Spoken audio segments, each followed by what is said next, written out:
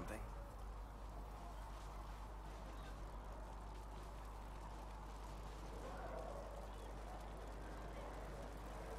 I've read your Tale of the Champion, and I have a few questions. That's a pretty common reaction. Go ahead.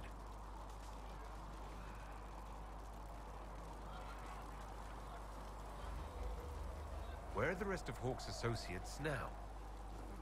Merrill decided to look after the elves left homeless by the fighting. She's done a pretty good job of keeping them away from the mages and Templars, so far.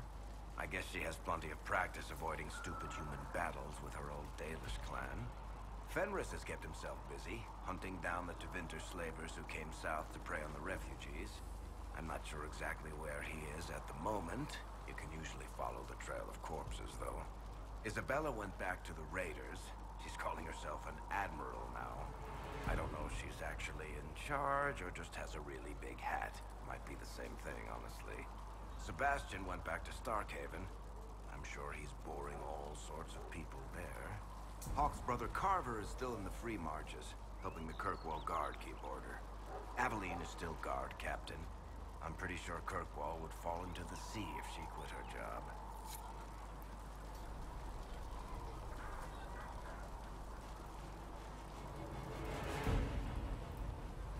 Need something? I've read your Tale of the Champion, and I have a few questions. That's a pretty common reaction. Go ahead.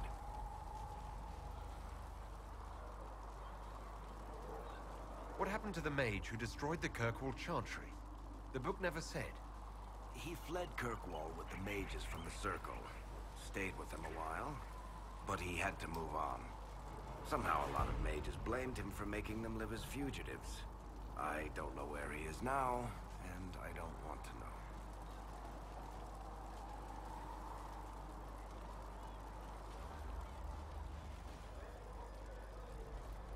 In the book, you say that first Enchanter Orsino turned himself into a giant monster made of corpses. How? Why? Do I look like an expert on magical weirdness to you? Well, I can't tell you how. For the why, all I can say is he was desperate.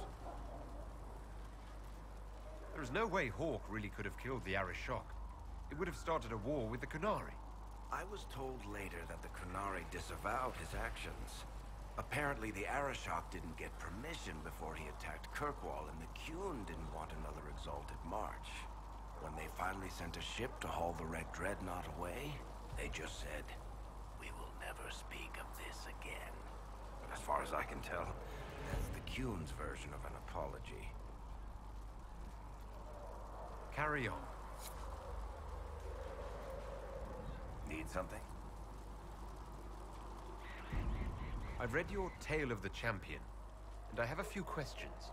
That's a pretty common reaction. Go ahead. Carry on. Need something?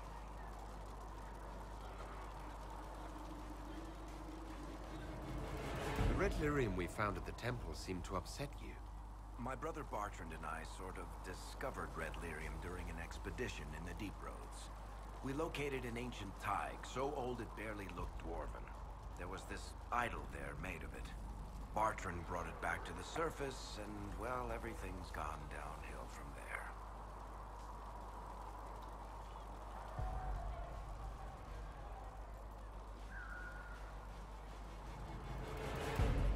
So what is it? Just another kind of lyrium? The red stuff is lyrium like a dragon is a lizard. It's not just a different color. It has a whole host of weirdness all its own. I've written to every mining cast house in Orzammar. No one's seen this stuff before or knows where it came from.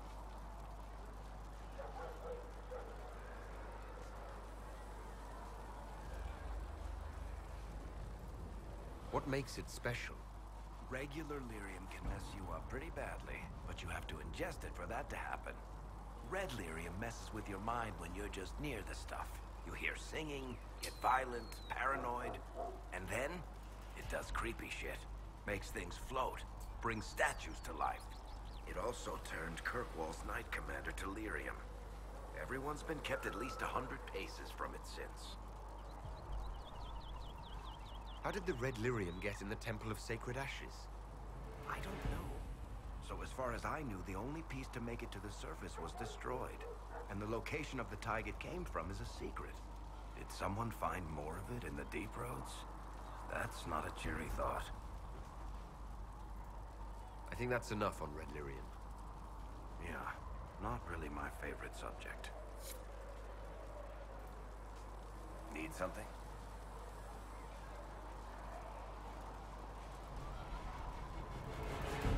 Can I ask you something, Varric?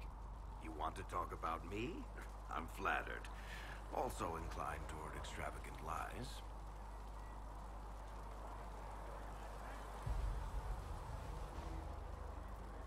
Are you from Ferelden? Orlais? Free marches, born and raised in Kirkwall. And despite whatever you've heard, no, Kirkwall's not that bad.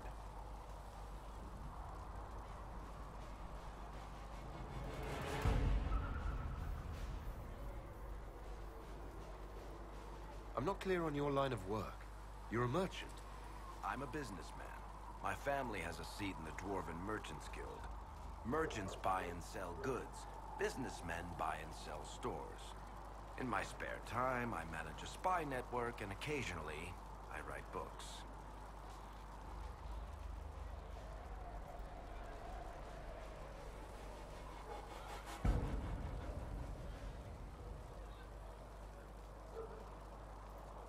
You're an author. What kind of books have you written? I've tried my hands at a few genres. My crime serials are my most popular. Hard in Hightown, guards breaking the rules to get things done. The Tale of the Champion is the most famous thing I've written, or infamous maybe. I started a romance serial once, Swords and Shields, but to be honest, I don't have a knack for romances. Most of my stories end in tragedy. Probably that says something unfortunate about me personally.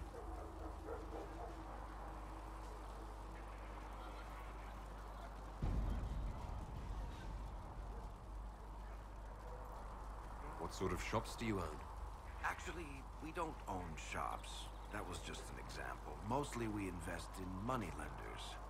Auction houses, a few mercenary companies, a couple of smithies. I think we own half a beet plantation in Ravane somewhere. Most of that's my brother's doing. Bartrand had business sense. Not much tact, but loads of business sense.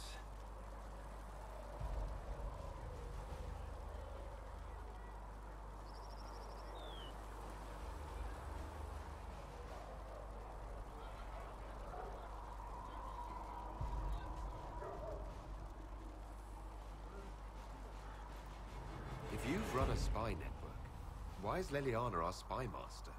To be honest with you, she's just a better spy master. The truly great ones can keep their distance. They don't get attached to their people.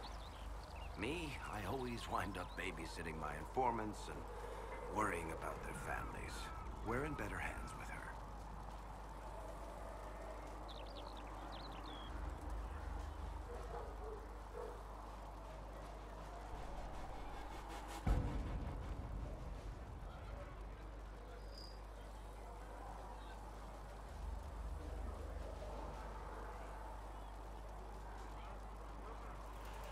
How do you and Cassandra know each other? You heard about the Kirkwall Chantry being destroyed? The guy responsible used to be a friend of mine. The Seeker had questions about that, and I had answers.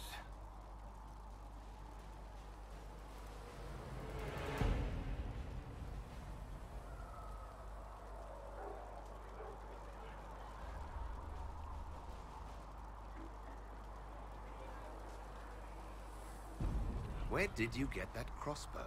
I've never seen one like it. Bianca? She's one of a kind. Funny story. I bought a salvage ship and found her locked in a dragonbone reinforced chest in the hold. I broke 3 dozen lockpicks and blunted 9 saws opening that trunk, but it was worth it. Who's she named for? I can't tell you. And the reason for that is? Complicated. It's the one story I'll never tell. We just have to leave it at that. Thanks, Varric. No problem.